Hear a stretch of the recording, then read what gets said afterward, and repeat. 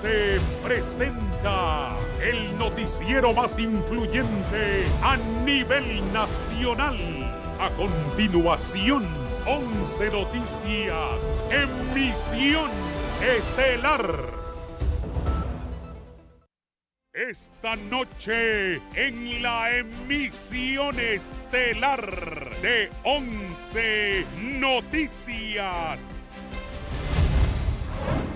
Sicarios atentan contra la vida del abogado Iván Martínez, quien resultó herido de bala y se recupera en un hospital. Matan a comerciante en San Pedro Sula. En la acción criminal, de milagro se salvó su pequeño hijo. Arrecian medidas de presión de médicos en el Seguro Social. Ahora suspenden las cirugías selectivas.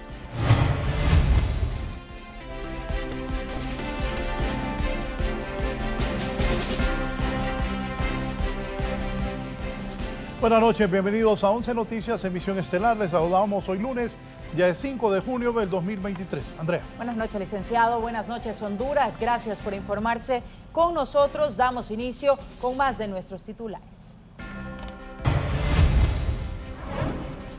Diferentes sectores coinciden con la mandataria Castro que deben parar las campañas políticas prematuras y concentrarse en solventar los problemas del país. Consejo Nacional Anticorrupción denuncia a exfuncionarios que supuestamente despilfarraron 307 millones de lempiras de la tasa de seguridad. Esto y más a continuación en 11 Noticias, emisión estelar. El abogado de reconocidas figuras del ámbito político nacional, Iván Martínez, fue víctima de un atentado criminal mientras se trasladaba en su vehículo, esto en el sur de la capital de Honduras, cerca del aeropuerto en la colonia Modelo. Esto le provocó, este atentado, varias heridas graves. Jonathan Girón.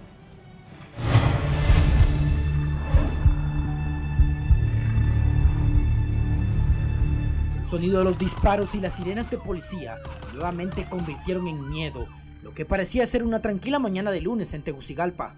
Mientras el reloj marcaba las 10 a.m., la colonia Modelo de la capital fue el lugar donde el reconocido abogado Iván Martínez fue atacado a diversos impactos de bala mientras se trasladaba en su vehículo tipo camioneta color gris, en compañía de varios miembros de su familia. Según el informe policial, criminales a bordo de dos vehículos emboscaron al togado cerca de una escuela privada en la referida colonia y dispararon en reiteradas ocasiones contra las ventanas de su automotor, provocándole heridas en varias partes de su cuerpo, especialmente en su cabeza. Tras el violento ataque, en escena del crimen quedaron al menos 30 casquillos y unas 10 perforaciones en el vidrio frontal y lateral. El abogado Iván Martínez fue trasladado al hospital más cercano de la zona. Sin embargo, debido a la magnitud de las heridas, tuvo que ser remitido a otro centro asistencial privado en otro punto de la ciudad, en momentos de verdadera tensión, ya que el abogado se debatía entre la vida y la muerte.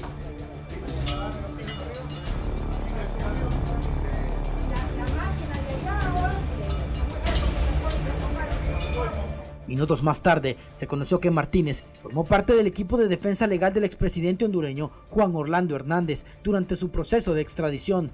Además, defendió a la ex primera dama Rosa Elena Bonilla, esposa del exmandatario Porfirio Lobo Sosa. Asimismo, participó como apoderado legal de implicados en el desfalco al Seguro Social y el mediático caso Pandora. Pese al violento atentado, fue ingresado de emergencia y actualmente su estado de salud es estable. Por su parte, las autoridades avanzan con las investigaciones para esclarecer las causas que motivaron el ataque criminal, que expone nuevamente lo indefensos que están los profesionales del derecho en el país. Para 11 Noticias, Jonathan Girón.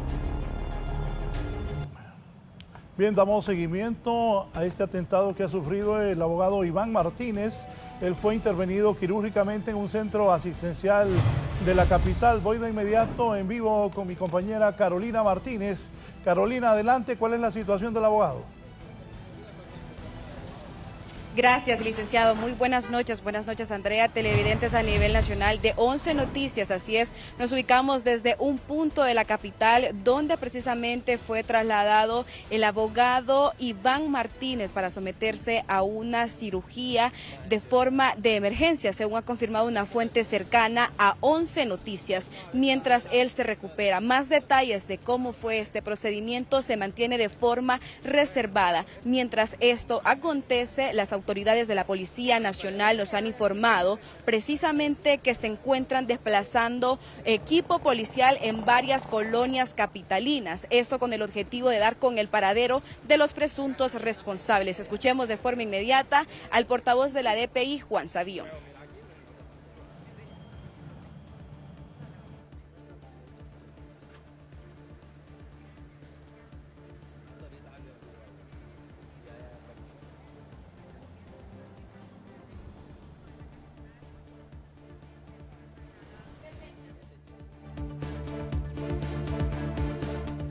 Se han nominado varios equipos de investigación que están siguiendo algunas líneas que nos permitan pues llegar a una verdadera hipótesis o descartar algo otras, pero aún es muy prematuro ya que se está en la etapa de recolección de indicios. Por otra parte, de acuerdo al abogado Gonzalo Sánchez, quien es experto en estos temas, ha expresado que de acuerdo a cómo suscitó este atentado, el objetivo precisamente era el abogado penalista Iván Martínez. Escuchemos a continuación lo que nos dijo para 11 Noticias. No cabe duda que el atentado criminal que contra el amigo y compañero, ¿verdad? Eso fue, es una muerte por encargo definitivamente. La gran cantidad de disparos en el vehículo y la forma de operar, o sea, el modus operandi, no queda duda que fue una muerte por encargo. Lamentablemente, ahora la profesión del derecho para nosotros se ha vuelto muy complicado, ¿verdad? Porque el único trabajo que hacemos nosotros es defender a las personas y ejercer nuestra profesión. Pero sí no cabe duda que corremos peligro. En el caso, pues, pedimos a Dios que el compañero y amigo se recupere lo más pronto posible, pero sí no queda duda, ¿verdad?, que esa es una muerte por encargo por la modalidad que utilizaron al momento de los disparos en el vehículo.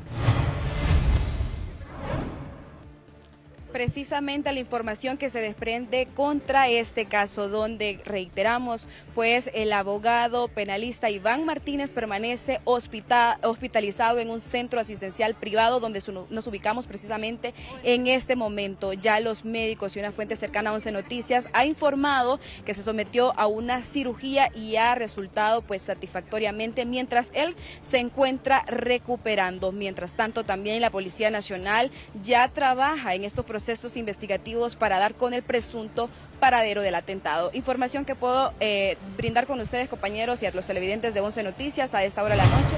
De esta forma regreso con ustedes a Estudios Principales.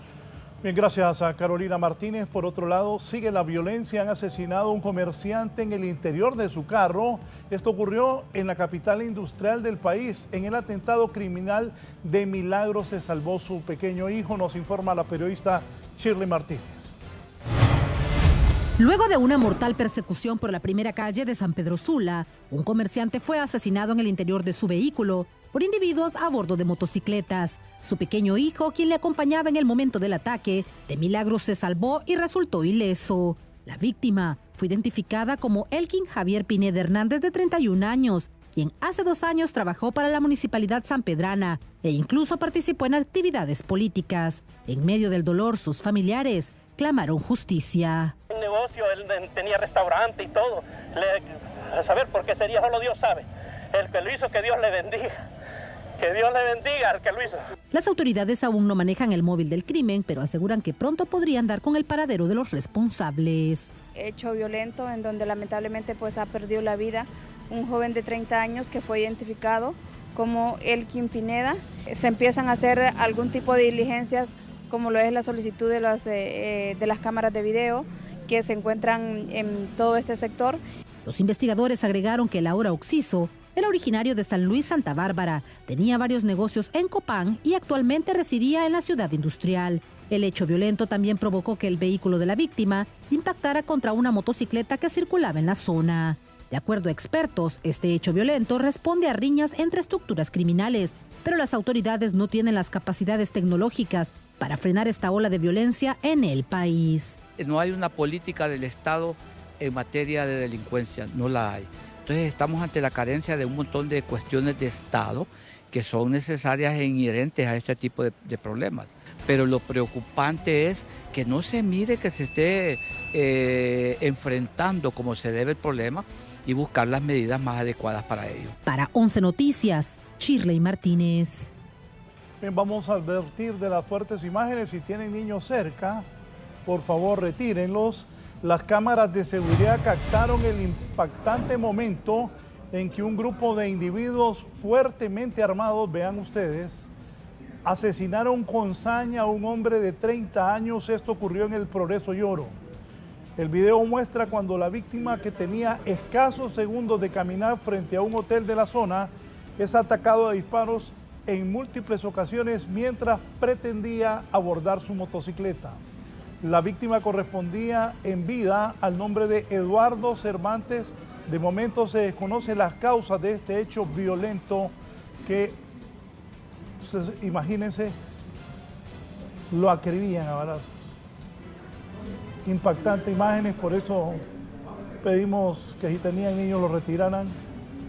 Increíble, como en una película de estas de violencia y asesinatos.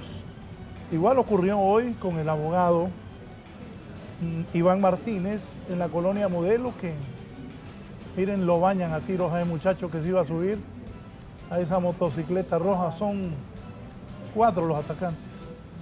¿Me decía Andrés? Con armas pesadas. Además. Sí, claro, no con una pistolita, sino con armas pesadas. Así campean en las ciudades del país estos delincuentes que han asesinado a este hombre en el Progreso Lloro. Uno tenía 30 años y fue asesinado de esa manera salvaje, violenta, con saña, con armas pesadas, como bien lo dice Andrea. El que está aquí a la izquierda, está y con aquella gorra ahí al fondo. A ver, sí, el conductor tenía una pistola, los otros 2 de atrás tenían armas de grueso calibre. Bien, lamentable lo que ha ocurrido. Andrea. Continuamos con más, licenciado. Datos de la Secretaría de Seguridad indican que hay una baja en los índices de homicidios, pero la percepción de los hondureños es que la violencia persiste, así como la delincuencia común. Carolina Martínez. Pese a que las estadísticas de la Policía Nacional insisten en un 22% en la reducción de homicidios en el país, en la percepción ciudadana existe un aumento de violencia debido a los asaltos, secuestros y muertes a plena luz del día, según el Observatorio de la Violencia de la Universidad Nacional Autónoma de Honduras. En un 89.9% la población considera que este es un país inseguro. Y nada que ver, igual que abona a esa inseguridad los asaltos, los hurtos, los robos, las violaciones, es decir, todos los delitos contra la propiedad, incluyendo el de la vida, como es el del secuestro. La ola de criminalidad sigue siendo un verdugo pesado para la población hondureña, pero según este profesional del derecho, lograr bajar la tasa de inseguridad es un reto para los entes encargados por no obtener los recursos suficientes para su operatividad.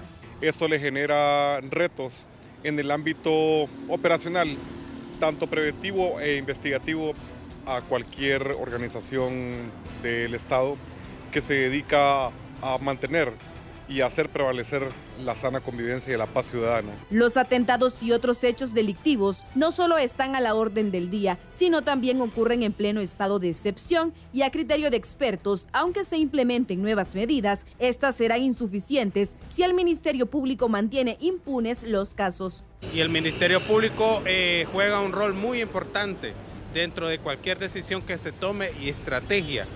Y mientras no se armonicen todos los actores, no vamos a ver el resultado que esperamos. Para 11 Noticias, Carolina Martínez.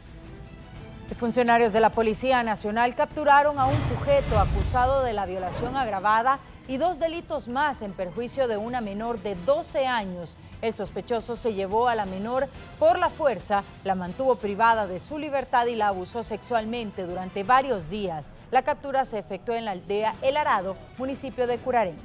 Francisco Morazón, por presumirlo responsable del delito de violación agravada, privación injusta de la libertad y agresiones sexuales, ya que según el expediente investigativo que se realizó en torno a este hecho, pues esta persona de 33 años de edad, quien es el detenido, habría mantenido durante varios días privada de libertad a la menor de 12 años de edad mientras abusaba sexualmente de ella. Y después de una intensa búsqueda y labores de investigación, agentes de la DPI capturaron al presunto responsable de un triple asesinato en La Libertad, Comayagua. Luego de una intensa búsqueda y labores de investigación, agentes de la Dirección Policial de Investigaciones DPI lograron ubicar y capturar en la aldea de Quebrada Amarilla del municipio de San Luis, Comayagua, al supuesto responsable de un triple asesinato en la aldea El Cantón del municipio de La Libertad, hecho sangriento que ocurrió el pasado domingo, donde los 4 hombres bajo los efectos del alcohol comenzaron una fuerte discusión cuando uno de ellos sacó una arma de fuego y disparó en reiteradas ocasiones en contra de la humanidad de sus acompañantes y dándose a la fuga. Aquí capturan a un individuo con el nombre de Cristian Alexander Medina Rodríguez, 43 años, originario de Quebrada Amarilla. Este individuo pues es el actor intelectual y material de este triple crimen. Este individuo está siendo acusado por el delito de triple asesinato en perjuicio de los ciudadanos Nixon Rolando Vázquez Mejía, de 20 años, Oscar Josué Hernández Vázquez, 18, y Policarpo Lorenzo de 34 años. En este mismo instante va con dirección a un juzgado competente para la audiencia y posteriormente pues ¿verdad? Será el señor juez el que dicte si este individuo queda en libertad o va al interior de una granja penal. Según las investigaciones de la Policía Nacional, los 4 individuos eran parte de una peligrosa banda criminal que operaba en la zona y la discusión por un robo cometido horas antes habría sido la causa del enfrentamiento que dejó 3 personas muertas. Estos 4 individuos, los 3 fallecidos y el capturado, pertenecen a una estructura criminal que se dedica más que todo a asaltos a beneficios de café, asimismo también robos de vehículos en el sector, sicariato y también delitos de robo a vehículos repartidores. Esto era una estructura criminal bien montada, en el cual pues tenía en zozobra, pánico y terror a toda la población del municipio de La Libertad y sus alrededores. Desde Comayagua para 11 Noticias les informó Oscar López. Bien, vamos al deporte, un alto en las noticias. Rosa Alvarado nos pone al día qué está ocurriendo en el deporte. Vamos al tema energético. ¿Qué dicen los expertos de energía con estos apagones en Honduras? Víctor Valladares. Expertos en temas energéticos responsabilizan al gobierno anterior y autoridades de la empresa nacional del gobierno actual de ser los responsables de la crisis energética que enfrenta el país. La actual ENE también pasó prácticamente un año en el que no hubo movimiento en el tema de la licitación, más bien se cambiaron los términos de referencia en diciembre del 2022 y estamos ya en junio y no hay noticias sobre las bases de licitación, entonces ahí podemos ver que hay una responsabilidad compartida porque se perdieron 8 meses en el 2021 con el gobierno anterior y se perdió prácticamente 16 meses en el actual gobierno. Según representantes de la empresa privada, las actuales autoridades de la ENE, pese a que ya tenían conocimiento de la problemática, tampoco han tomado las acciones para evitar la crisis actual. No, las autoridades felices, lo ven ustedes en aquellas caravanas de 6, 8 carros con un montón de guaruras de arriba para abajo, viajando, viáticos, etc. Cuando no dan la solución definitiva que se debería tener en el país, dar las consideraciones, tomar las decisiones, tener la voluntad política para dar solución en definitiva a lo que es este tema de la energía. En el caso particular de la compra de los 450 megavatios de energía, desde la Junta Directiva de la ENE explican algunos de los motivos que han provocado el retraso para concretar este proceso. En el primer año se ha avanzado de manera efectiva, logramos reconocer que con las rondas de negociaciones el ahorro en materia energética es de 37.000 millones de lempiras para el pueblo hondureño, posterior a las renegociaciones de los contratos en la vida misma de los contratos, y ahora ya se ha avanzado con los planes para resolver los temas energéticos donde haya déficit en el corto y en el mediano plazo, como también en el largo plazo con la construcción de las represas. De acuerdo a representantes de la empresa privada, de haberse concretado la compra de los 450 megavatios de energía, el país tendría garantizado este servicio hasta 2024. Para 11 Noticias, Víctor Valladares.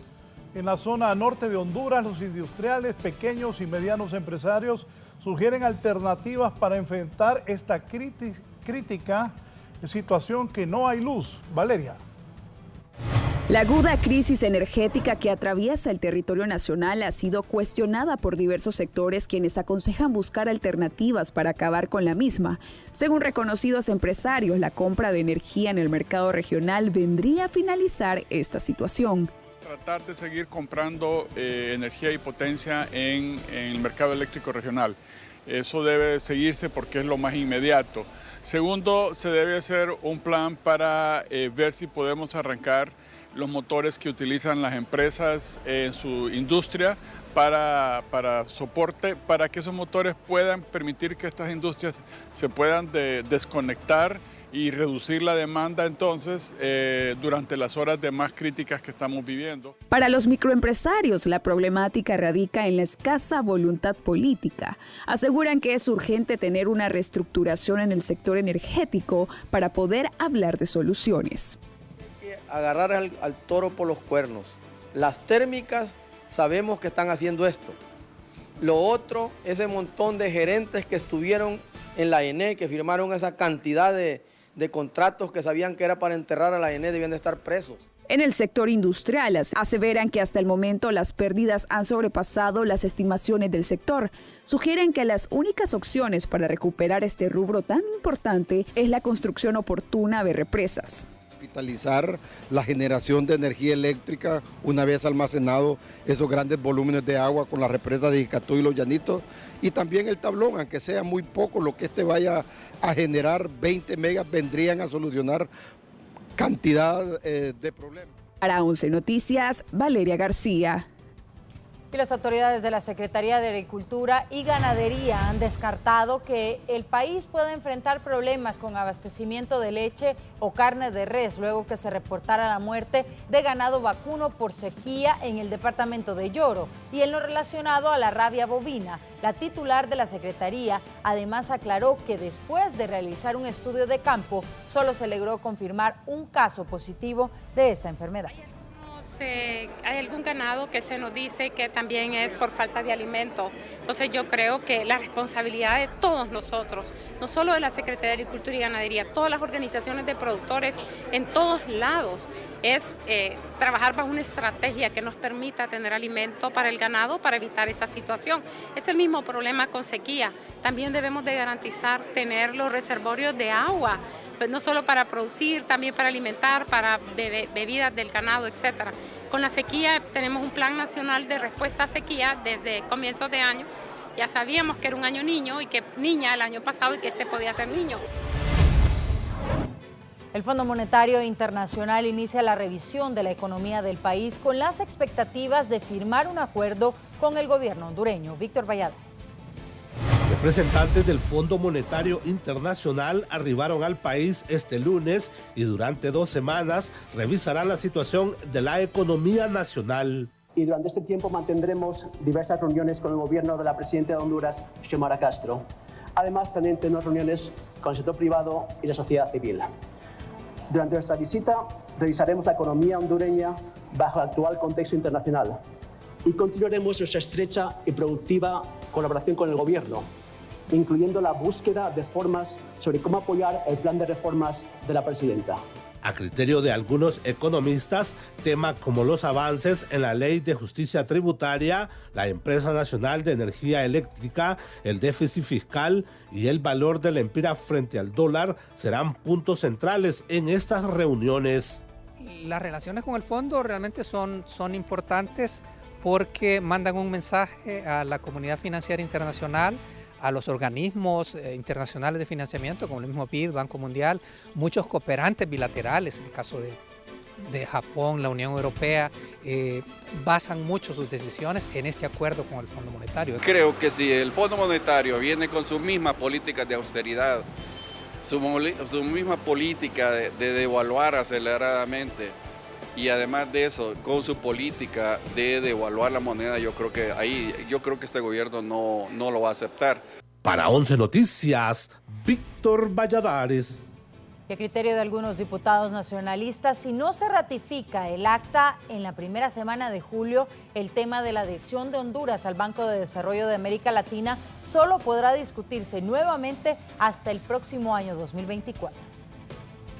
Según diputados del Partido Nacional, el acta de adhesión al CAF debe de ser ratificada en la primera semana de julio, cuando se retorne a sesiones sin más retrasos, y si no se alcanzan los votos, el tema solo podría ser tocado nuevamente hasta en la siguiente legislatura, o sea, en el 2024. Que si en julio no se tienen los votos para ratificar la adhesión de Honduras al CAF, es un tema que podrá ser retomado en todo caso hasta en 2024. Sin embargo, desde la Junta Directiva aseguran que no se encuentran pensando en la posibilidad de no poder alcanzar los votos necesarios, sino que al contrario, esperan que van a poder ponerse de acuerdo y al solo llegar ratificar el acta. No estamos pensando en eso, ¿verdad? Esa posibilidad la dejamos a un lado y estamos pensando pues que estamos logrando los acuerdos, los consensos necesarios. Por otro lado, los cachurecos insisten en que la directiva del Congreso Nacional no tiene la capacidad para alcanzar los votos, ni teniendo todo un mes. Pero lastimosamente, esa falta de capacidad en la dirección o al frente de este poder del Estado es lo que nos tiene hoy por hoy en esta situación. Mientras tanto, oficialistas consideran que desde este momento ya ven un panorama claro y cuentan con los acercamientos necesarios para ratificar el acta de adhesión al Banco de Desarrollo de América Latina. Tener el tiempo suficiente para reflexionar al respecto. Ellos votaron a favor de este convenio, de la aprobación de que Honduras pueda ser parte, ¿verdad?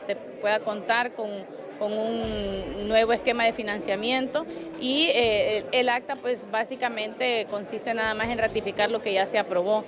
Para 11 Noticias, Fernando Arteaga.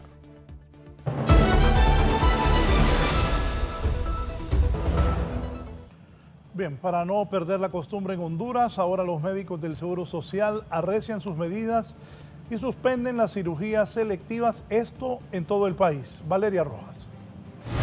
Médicos del Instituto Hondureño de Seguridad Social agudizan acciones, suspendiendo cirugías selectivas a nivel nacional, debido a que las actuales autoridades no quieren dar la cara y hacerle frente a la crisis que ha dejado a centenares de enfermos sin consultas ni medicamentos, quienes señalan que las personas que están al mando de esa institución son incapaces de gobernar. Hemos estado reivindicando un derecho que esta misma Junta Directiva y esta misma Dirección Ejecutiva nos había reconocido, aceptado como legal el año pasado, y las anteriores administraciones por más de 20 años han estado de acuerdo a la ley, apegada a la ley. Según los expertos del Instituto Hondureño de Seguridad Social, desde hace mucho tiempo se convirtió en una institución que no brinda soluciones a los pacientes. Por la falta de ejecución de presupuesto, sugieren que se debe reestructurar el plan de abordaje de atención para médicos y de los derechohabientes para salir a flote.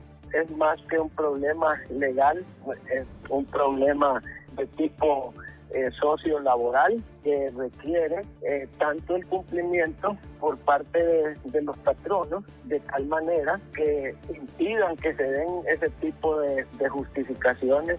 Asimismo, señalan que los encargados de derogar la Ley de Seguridad Social son los responsables de la crisis económica por la que atraviesa. Sin embargo, los galenos deben velar siempre por la salud de los pacientes y paralizar las atenciones no será un mecanismo viable para que las autoridades cedan si ellos no aportan para la mejoría del sanatorio. Estamos esperando que nos llamen, ¿verdad?, para dialogar, para resolver esto, para el diálogo resolutivo, para no enfrascarnos en cuestiones de interpretación de la ley. Simplemente es una ley que se ha cumplido y que se tiene que seguir cumpliendo. Para 11 Noticias, Valeria Rojas. Los pacientes del seguro están denunciando que las actuales autoridades del Seguro Social no están trabajando de la manera correcta, dejándolos sin consultas, tampoco tienen medicamentos, además que son incapaces para gobernar esa institución. Grosería. Tenía un dolor de oídos y según yo venía a consulta para que me mirara el médico y me la dieron por 2 meses la cita. Pero también que peleen por lo que no tiene el seguro, que son medicinas, aparatos, los aparatos están dañados. Hubieran de ponerlo ahí en su de primera plana, lo hubieran de poner, no poner primero su sueldo. Bien, en otros temas, las fuertes lluvias de la noche del domingo en Tegucigalpa dejaron a su paso daños y contratiempos en varias colonias del Distrito Central, mostrando la vulnerabilidad de la capital. Por tanto, cuerpos de socorro atendieron varias incidencias producto de las fuertes tormentas que dejaron al menos 9 inundaciones de viviendas y 4 derrumbes de muros. Autoridades de la alcaldía municipal aseguran estar trabajando para despejar las calles y colonias de Tegucigalpa desde la evaluación de los daños hasta las reparaciones. Cae más de 30 milímetros de lluvia. Es notorio la situación de la ciudad. La ciudad, tenemos que entender que es una ciudad que tiene esas condiciones, que hay que generar grandes inversiones para poder modificar la vulnerabilidad y reducir el riesgo en la ciudad capital. El día de ayer, en la madrugada, que cayeron 60 milímetros de lluvia sobre la ciudad capital, pues volvieron a desnudar la realidad. Mire, se lo digo con toda la franqueza, por eso las cámaras y los micrófonos. Yo les pido a la población que por favor dejemos de tirar basura en los tragantes y quebradas. Todos los días hacemos trabajos de limpieza, recogemos 800, 900 toneladas diarias de basura en la capital y cuando hacemos operativos, que estamos haciendo operativos en el programa Guerra contra la Basura, levantamos 40, 50, 60, hasta 100 toneladas diarias en barrios y colonias. Pero no es fácil. Y no solo yo, todo el pueblo hondureño pasamos estas ocasiones por culpa de los que están gobernando. Y discúlpenme si con esto los ofendo. Ustedes son seres humanos, nosotros también, pero nosotros venimos desde abajo. Desde que saber que un confite nos cuesta, aguantamos sol, aguantamos agua. Entonces le pido que nos ayude, no solo a mí como hondureño, todos somos varios hondureños los que estamos pasando esta situación. Autoridades de la Secretaría de Estado en los despachos de gestión de riesgos y contingencia nacional Escopeco declararon este lunes alerta amarilla por sequía meteorológica en 85 municipios del corredor seco por tiempo indefinido y alerta verde en todo Honduras. Entre los departamentos más afectados están Choluteca, Valle, El Paraíso, Francisco Morazán, La Paz y 5 municipios de Comayagua. Por tiempo indefinido, 85 municipios del corredor seco, ubicados en 6 departamentos del país, por posible sequía meteorológica asociada al fenómeno del Niño, que se intensificará a partir del mes de junio del 2023. Asimismo, el ente de prevención extiende la alerta verde también por tiempo indefinido en el resto del territorio nacional para seguimiento y análisis mediante monitoreo. Posiblemente en el transcurso de los próximos meses el fenómeno del Niño se asiente y genere una situación aún un poco más comprometedora desde el punto de vista del recurso hídrico. Estos son fenómenos que no afectan 1 o 2 meses, afectan a veces por años, por lo tanto también tenemos que ir viendo los mecanismos de prevención para el próximo año 2024.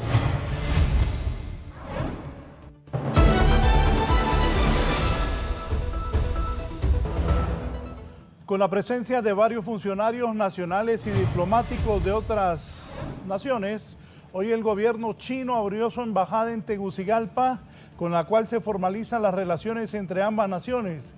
El canciller de la República, Eduardo Enrique Reina, aprovechó la ocasión para anunciar que este martes la presidenta de la República de Honduras, Xiomara Castro, viaja a la República de China Popular, donde será recibida por las máximas autoridades de aquella nación. Firmarán una serie de memorándum de entendimiento con el presidente Xi Jinping. Esto es lo que dijo Reina. Durante la visita de la presidenta Castro a China, anuncios que serán positivos para el pueblo hondureño, para el sector privado, para nuestro desarrollo económico y para todos los sectores del país. Esta relación camina bien, camina con paso firme, con un nuevo socio importante y estratégico para Honduras. Por su parte, el encargado de negocios de China en Honduras, Zhou Bu, aseguró que su país está interesado en hacer fuertes inversiones, pero todo esto se materializará una vez que las relaciones queden totalmente oficializadas. Para analizar la posibilidad de hacer negocios, y el gobierno chino sí alentamos que las empresas que tengan más como interés por invertir, por conocer el mercado y las oportunidades de cooperación y de negocios. Y el llamado de la presidenta Xiomara Castro de parar campañas prematuras genera polémica entre el oficialismo y la oposición. El llamado de la presidenta Xiomara Castro a través de las redes sociales, en la cual pide a su partido, igual al resto de las instituciones políticas del país, parar las campañas proselitistas por su impacto de divisiones internas que genera este tipo de acciones, es rechazada por un sector y respaldada por otros. El llamado de la presidenta es un llamado sensato a parar la insensatez. De acuerdo a la mandataria, la campaña prematuras, lejos de mejorar el bienestar de los hondureños, más bien dividen a la sociedad y a los partidos, postura que no comparten desde la oposición. Al contrario, al interno del Partido Nacional, vamos a arreciar, vamos a trabajar el doble de fuerte. Y si le quieren llamar prematuro, que le llamen prematuro. Porque lo que el pueblo hondureño nos está mandando es a fortalecernos, a presentar nuevas caras. Para dirigentes del Partido Liberal, la petición de la presidenta Castro Sarmiento no es mala y debería de ser acatada por todos los partidos, pero primero se debe de comenzar por el ejemplo de quienes hoy ostentan el poder. Es una expresión de lo que suele suceder en la política vernácula nuestra. Es una expresión de que nada ha cambiado en este país, de que la expectativa de la ciudadanía después de la votación contundente del 2021 no dejó ningún reflejo de cambio en las estructuras políticas. Se ha conocido que en el Partido Libertad y Refundación aspiran a la presidencia de la República la actual ministra de Finanzas Rixi Moncada, el diputado Jorge Cálix, el dirigente Carlos Eduardo Reina y el economista Nelson Ávila. Por el Partido Liberal, el abogado Yanis Rosenthal, el periodista Eduardo Maldonado, el alcalde de Choluteca Quintín Soriano y Luis Zelaya. En cambio, en el Partido Nacional aspiran a la presidencia de la República Nasri Tito Asfura, Jorge Zelaya, Mario Facusé, Rodolfo Zelaya, entre otros. René Amaya, 11 Noticias.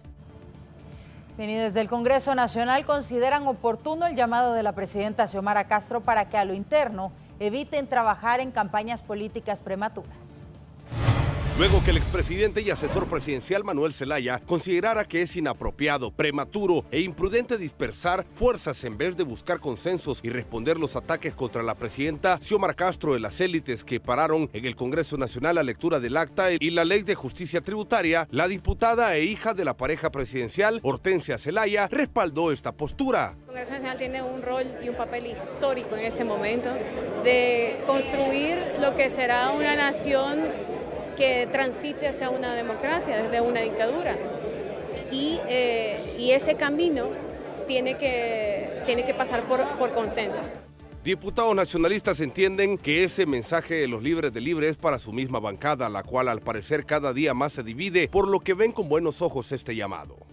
Lógicamente el gobierno debería de concentrarse un poco más en tratar de resolver la problemática que estamos enfrentando en el país. Por lo tanto, casi estoy seguro, aun cuando él no hace referencia en forma directa a su partido, pero se está refiriendo a los diputados de Libre. Los liberales son del criterio que es normal ver campañas políticas prematuras, sin embargo, estas se dan desde todos los partidos en el Congreso Nacional, cuando lo que en realidad se necesita es avanzar en la agenda de país.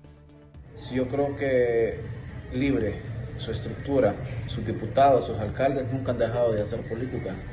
Yo creo que ese ha sido el problema, que ellos no les ha caído el 20, que ya son gobierno y que tienen que quitarse esa camisa de Libre y ponérsela de Honduras. Para 11 Noticias, Fernando Arteaga.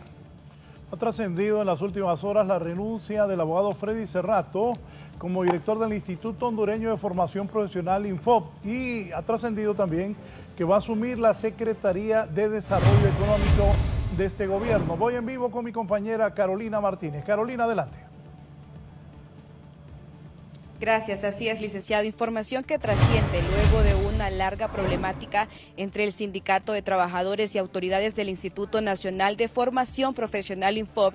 El abogado Freddy Cerrato pues trascendió que este día presentó su renuncia luego cuando él fungía como director ejecutivo de esta institución. Es importante mencionar que la salida del funcionario se da tras varias jornadas de protestas y una profunda crisis protagonizada por los miembros del Sindicato de Trabajadores del Infop, quienes se tomaron las instalaciones haciendo una serie de demandas. Hasta ahora es importante también mencionar que Freddy Cerrato no se ha pronunciado públicamente sobre esta renuncia que trascendió este día. Sin embargo, también se dio a conocer que el abogado Cerrato podría pasar a ocupar la titularidad de la Secretaría de Desarrollo Económico, cargo que era ocupado por el exministro Pedro Barquero hace algunas semanas, precisamente antes que él haya presentado su renuncia en esta Secretaría de Estado. Públicamente el abogado Freddy Cerrato no se ha pronunciado al respecto, pero sí trasciende su renuncia y que él podría pasar a ocupar la titularidad de dicho cargo. Vamos a estar pendientes de que autoridades de gobierno, la Secretaría de Comunicaciones puedan confirmar esta información en las próximas horas o en los próximos días. Lo que puedo informarles a esta hora, regreso con ustedes. Bueno, entonces, Freddy Cerrato, gracias, muchas gracias a Carolina por este informe en vivo esta noche. Freddy estaría asumiendo el puesto que tuvo Pedro Barquero, que se retiró o lo retiraron. Para unos él se retiró, para otros fue separado. Pero el hombre ya no está en desarrollo económico y Freddy Cerrato, que hasta hoy fungió como director del Instituto Nacional de Formación Profesional Infop, pasa al Ministerio de Desarrollo Económico. Recuerden que Freddy Cerrato, en el gobierno del Poder Ciudadano que presidió Manuel Zelaya Rosales, fue ministro de Economía, el equivalente a lo que es hoy Desarrollo Económico. Vuelve entonces Freddy a ser ministro de Economía del país. Bien, en otras informaciones vamos a detallarles,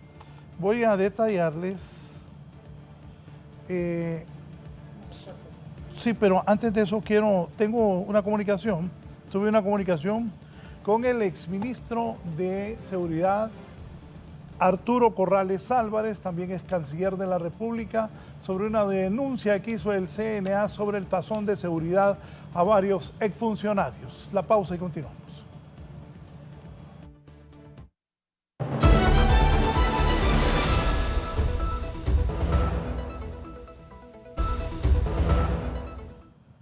Estamos de regreso en 11 Noticias, emisión estelar. El Consejo Nacional Anticorrupción denuncia despilfarro millonario con fondos de la tasa de seguridad por exfuncionarios.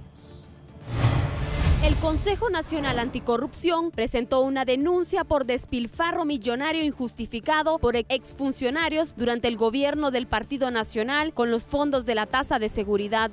En este acto están involucrados presuntamente el exmandatario Juan Orlando Hernández, Mauricio Oliva, extitular del Congreso Nacional, Jorge Rivera Avilés, expresidente de la Corte Suprema de Justicia, Julián Pacheco, exministro de Seguridad, Óscar Chinchilla, actual fiscal general, Arturo Corrales, ex canciller, Samuel Reyes, exministro de Defensa y Carlos Roberto Aldana, coronel de inteligencia. Más de 307 millones de lempiras es el nuevo perjuicio económico identificado por el Consejo Nacional Anticorrupción, CNA. Una cifra tan alarmante como la putrefacción que encontramos. Y esta solo es la punta del iceberg. Tras la información emitida, dirigentes del Partido Nacional destacan que este es un claro ejemplo que la corrupción no va orientada a un partido político y lo catalogan como un mal de país. No obstante, detallan que todos los involucrados deben ajustar cuentas con la justicia. Lo que nos demuestra esto es que la corrupción no es un problema de un partido político, como Libre se lo metió en la cabeza al pueblo hondureño para derrotar al Partido Nacional. Ante esto, el vicecanciller de la República, Gerardo Torres, indica que es necesario continuar indagando en la administración pasada, debido a que considera que es solo parte de los implicados en este tipo de actos. Nosotros sabemos que la estructura criminal que presidía Hernández es muy grande. La presidenta Xiomara Castro ha dicho de que nosotros, aunque estemos en el gobierno, nos seguimos enfrentando a buena parte de esa estructura. Para 11 Noticias, Pamela Bustillo. El exministro de Seguridad Arturo Corrales asegura que no hizo un mal manejo de los fondos de esta tasa de seguridad ciudadana durante su gestión, como lo señala el Consejo Nacional Anticorrupción. En una investigación presentada por el Consejo Nacional Anticorrupción, dan a conocer los abusos realizados en el manejo de los recursos de Estado, así como la falta de transparencia durante los mandatos de Porfirio Lobo Sosa y Juan Orlando Hernández. El informe fue presentado en una reunión realizada el día 5 de junio durante una conferencia de prensa, en la que dejaron al descubierto las transgresiones cometidas a los fondos del Consejo Nacional de Defensa y Seguridad y la tasa de seguridad durante dichos periodos. Ante las revelaciones dadas, el exministro de Seguridad, Arturo Corrales, quien desempeñó labores durante 18 meses, mencionó a un medio de comunicación que él había hecho público el destino de los fondos cuando se encontraba en su cargo, aun cuando estos podían mantenerse en secreto al ser recursos de Estado, y agregó que en el documento de 45 páginas emitido por el CNA no se menciona su nombre. Acompañó sus palabras con las imágenes de la rendición de cuentas que muestra un total de los egresos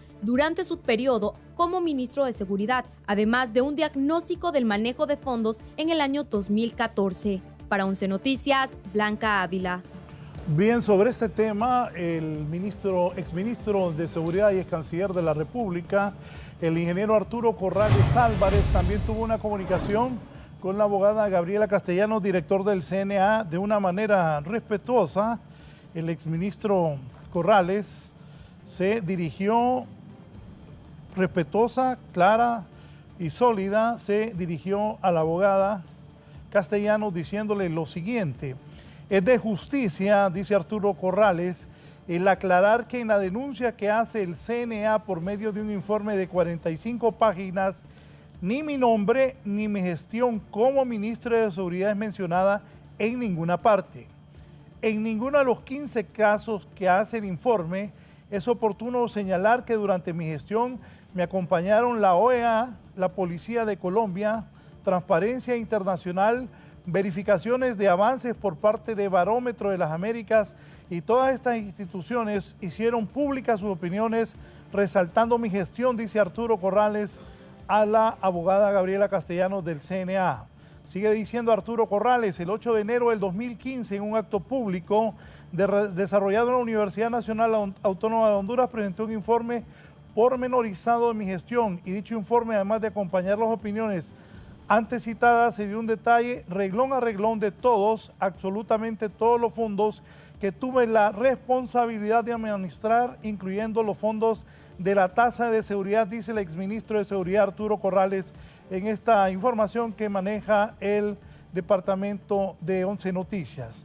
Dice Arturo Corrales: le saludo. Cuando le sea oportuno me gustaría conversar sobre lo siguiente, le dice Arturo a Gabriela Castellanos. Es de justicia el aclarar eso de la denuncia que hace en el informe. No me nombra ni a mí ni a mi gestión en esas 45 páginas, ha dicho Arturo Corrales. He reflexionado en que muchos buenos hondureños dimos el todo por el todo, sacrificamos tiempo de familia, pusimos en riesgo a nuestros seres queridos y a nosotros mismos. Lo hicimos por amor a Honduras y con total transparencia. Es justo y necesario que la verdad plena sea conocida, que la justicia se imparta y que el país siga adelante, le dice Arturo Corrales a Gabriela Castellanos. Cuando se dijo caiga quien caiga, era para que se implementara de la mejor manera posible. Sin duda, la sed de justicia es una gracia que se le debe pedir a Dios todos los días, sed de justicia limpia. No debe ser una justicia para vengar situaciones políticas, ni una justicia para descalificar opiniones comerciales o personales, le dice Arturo Corrales a Gabriela Castellanos. Es una sed de justicia en donde ningún inocente sea inculpado, pero ningún culpable quede impune. Para ellos es que se debe fortalecer un sistema en donde impere la verdad y la razón. Entonces, abogada, espero se dé la oportunidad de hablar con usted. Mis saludos cordiales, atenta y respetuosamente, le ha dicho el exministro de Seguridad y ex canciller de la República, también ex precandidato a la presidencia, Arturo Corrales Álvarez, luego de esta denuncia que ha hecho el CNA que lidera Gabriela Castellanos.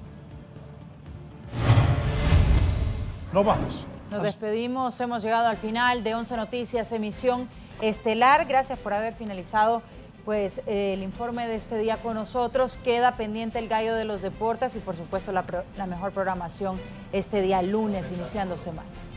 Aquí, Arturo Corrales. Bien, nos vamos. Ya viene Marlon Mejía.